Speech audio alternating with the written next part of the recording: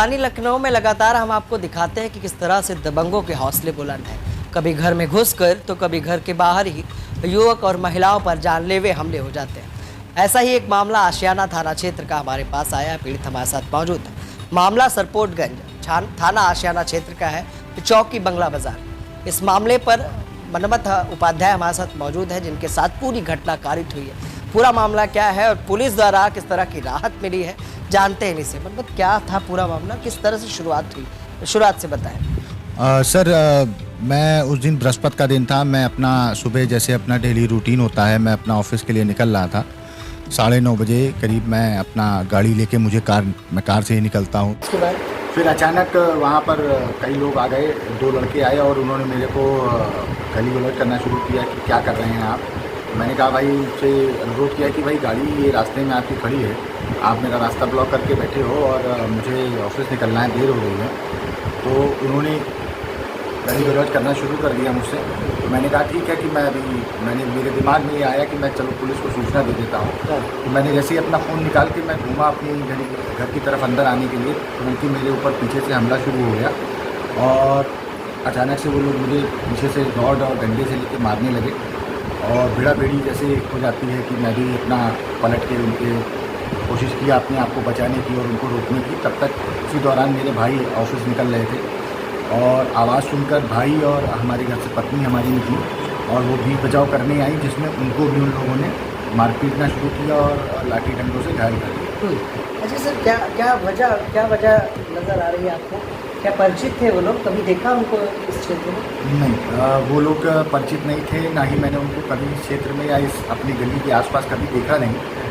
और जिस तरीके से उन्होंने मुझे मारा और उनके साथ हथियार थे, लाठी डंडे और रॉड वगैरह थी, वो लेके आए थे, तो उससे सीधा सीधा प्रतीत होता है कि मेरे खिलाफ एक साजिश रची गई और उस साजिश का पहलू इससे जुड़ा हुआ है कि मैं आपको इसमें सूचना देना चाहूँगा कि बीते इतवार को, यानी अगर मैं इतवार की बात करूँ संडे की, तो 13 तारीख की रात में हमारे पड़ोस के मकान में एक गतिविधि चल रही थी रात में 11 बजे करीबन, जिसमें कुछ आपत्तिजनक चीज़ मुझे लगी। तो उस चीज़ का मैंने विरोध किया और आपत्तिजनक ये थी कि उस मकान में करीबन 20 से 30 लोग कुछ कार्यक्रम कर रहे थे वहाँ पर, जिसको मैंने कुछ सवाल मुझसे पूछे कि भाई आप लोग इतनी रात में कौन सा कार्यक्रम कर रहे हैं, या मैंने उस चीज़ को लेके एक तरीके से आप ये जान सकते हो कि मैंने उसका थोड़ा सा अपोज किया, विरोध किया और उनसे कुछ चीज़ किए। तो वो लोग मुझ पर थोड़ा हावी हो गए और उन लोगों ने उस पॉइंट को बड़ा गंभीरता से लिया। ये बताइए, मतलब जब विरोध किया तो आप अकेले थे या मोहल्ले के और भी लोग आपके साथ? नहीं, बिल्कुल मोहल्ले थे, मोहल्ले के कई लोग थे हमारे साथ, वो सब खड़े हुए थे, सब देख रहे थे, सब उन लोग की हरकतों पे थोड़ा रिएक्ट भी कर रहे थे, उनसे सवाल भी कर रहे थे उसी चीज़ पे कि भाई ये गतिविधि हमारे मोहल्ले में ठीक नहीं है जो आप लोग कर रहे हो। तो उसका उन्होंने उस समय तो गाली गलौज करके या बातचीत करके वो उस समय मामला रात में फिर ख़त्म हो गया।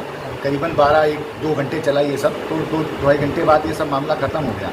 उसके बाद अचानक से ये 2 दिन बाद मेरे ऊपर जो साजिशन हमला हुआ, ये उसी के दौरान हुआ है, क्योंकि बाद में मुझे ये पता चला कि ये जो हमलावर थे ये उनके परिवार से संबंध रखते थे और उनके परिवार से उनका आना जाना, मिलना जुलना लगा रहता था। तो जिसकी सूचना मैंने तुरंत उस घटना की, जो मेरे साथ मारपीट हुई, मेरे भाई के साथ मारपीट हुई, उनको बहुत बुरी तरीके से मारा, मेरी पत्नी पर भी रॉड से हमला किया गया, और इसकी सूचना मैंने तुरंत आशियाना थाने में दी, तहरीर दी और तहरीर के साथ में भी मैंने मुकदमा लिखवाया। मुकदमे में थाना की तरफ से थोड़ा ढिलाई हमको मिली, क्योंकि हमारे भाई को कम से कम 6 से 7 टाँके उनको आए हैं और 4 टाँके मेरे सर पे आए हैं, और मेरी पत्नी को रॉड का निशान आज भी उनके पैर पे मौजूद है, जो मेडिकल में ऑलरेडी लिखवाया गया था।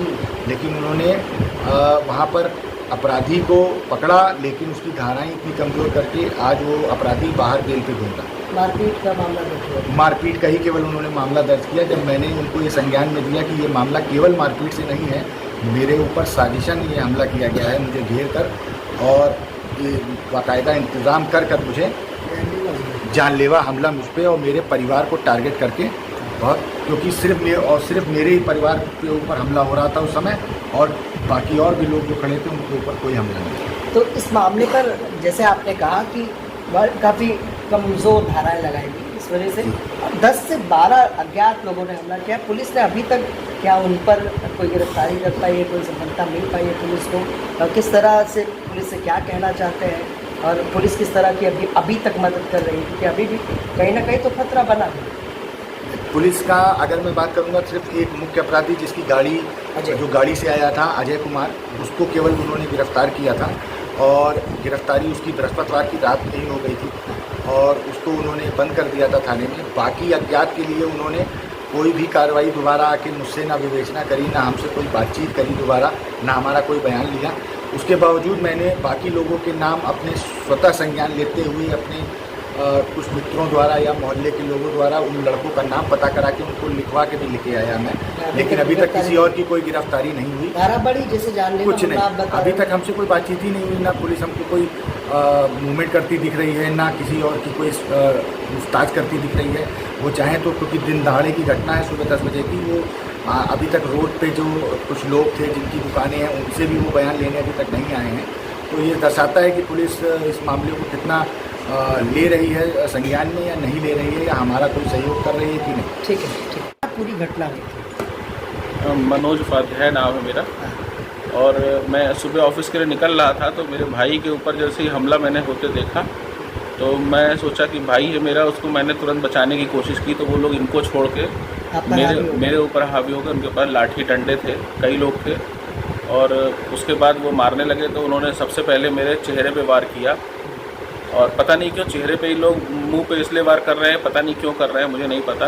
हाथ पैर में मेरे कोई दिक्कत नहीं है, लेकिन उन्होंने मेरे चेहरे पे बहुत मारा। सर लगे आपको? करीब 6-7 टाके मेरे लगे हुए हैं, नाक में लगे हैं 3 टाके करीब, और मतलब कहीं ना कहीं जानलेवा हमला हो गया।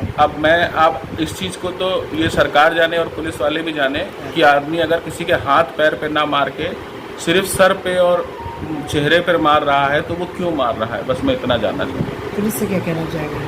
बस यही कहना चाहूँगा कि जो भी अगर कार्रवाई कर सके तो करें, यही मैं अनुरोध करूँगा कि अगर कार्रवाई किसी का करना चाह रहे हैं मतलब करें, क्योंकि ये इस तरह की घटना और भी किसी के साथ हो सकती है कल को। और अभी भी हमें खतरा बना हुआ है कि कोई भी प्रॉब्लम हो सकती है, क्योंकि अपराधी फिर बाहर निकल के ऐसे ही घूम रहे हैं। ठीक है, बस यही।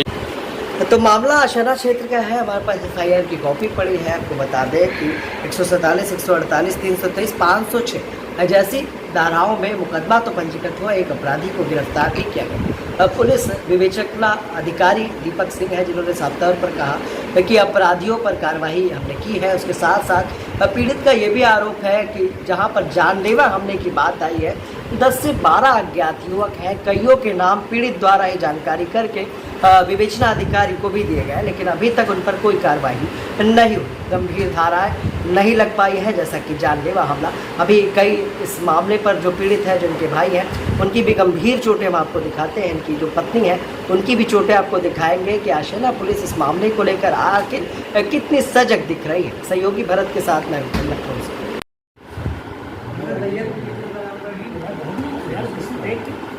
कौन कौन आया अपनी कमर में बचाया है, लगाओ 3 से 7